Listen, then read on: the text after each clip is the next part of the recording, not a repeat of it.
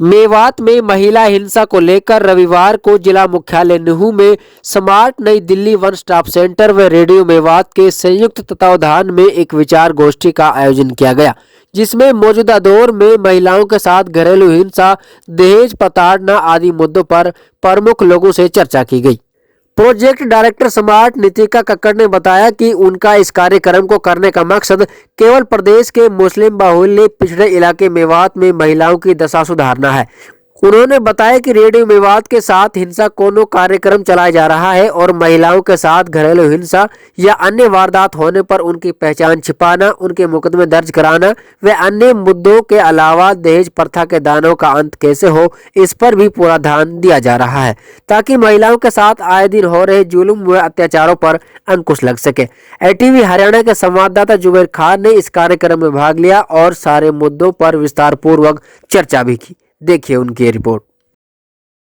आज रेडियो मेवात के ऑफिस में हमने पत्रकार बंधु जो हैं, हमारे जो मीडिया के लोग हैं, जो कि हमारा बहुत ही एक इम्पॉर्टेंट ढांचा होता है एक लोकतंत्र का, तो उनके साथ हमने आज बातचीत की है। क्योंकि जब हम घरेलू हिंसा की बातचीत करते हैं तो केवल महिलाओं पे फोकस करना कि महिलाओं से खाली आप हिंसा के बारे में बात करेंगे तो हम समाज में वो एक चेंज एक्सपेक्ट नहीं कर सकते। और मीडिया का एक बहुत इम्पॉर्टेंट रोल रहता है किसी भी सामाजिक मुद्दे को, किसी भी सामाजिक समस्या को एड्रेस करने का, उसे बाहर लेके आने का।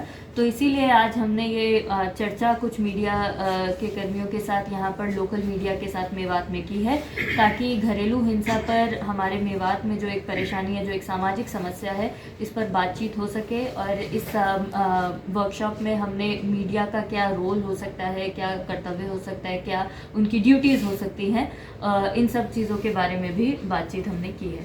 तो हमारा जो ये एक मुहिम है, इसका नाम है हिंसा को नो। और हिंसा को नो एक ये जो प्रोजेक्ट है, ये दिसंबर 2019 से रेडियो मेवात और स्मार्ट जो कि संस्था रेडियो मेवात चलाती हैं, ये प्रोजेक्ट हम मेवात में कर रहे हैं। और इस मुहिम के अंतर्गत हम मेवात में नू ब्लॉक की 30 पंचायतों में 750 से अधिक महिलाओं के साथ जुड़े हुए हैं और ज़मीनी स्तर पर उनके साथ काम कर रहे हैं। तो अभी दिसंबर में हमें 1 साल हो गया है।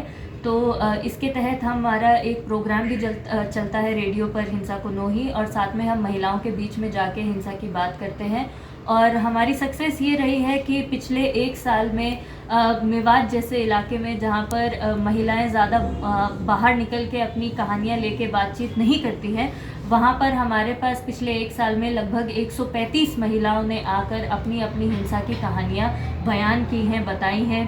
और उनमें से बहुत से केसेस हमने पुलिस तक भी गए हैं, वन स्टॉप सेंटर भी गए हैं, और प्रशासन के साथ भी मिलकर हम इसमें काम कर रहे हैं, तो उनका भी बहुत सहयोग है।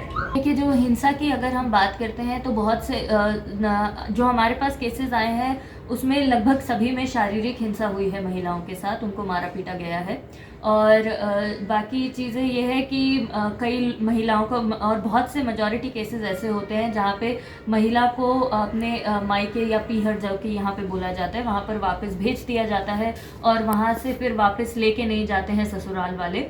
तो केसेस हमारे पास ऐसे आते हैं कि कई बार वजह दहेज रहती है, कई बार वजह ये रहती है कि जो महिला है वो मतलब उनका बेटा नहीं हो रहा है या वो बेटा पैदा नहीं कर पा रही है। और कई बार बहुत मतलब परिवार के अपने अंदरूनी मामले भी रहते हैं। तो कई ऐसे केसेस नहीं है, मतलब ऐसा नहीं है कि सभी केसेस में रीज़न एक ही है, अलग अलग रीज़न है, बहुत कुछ है।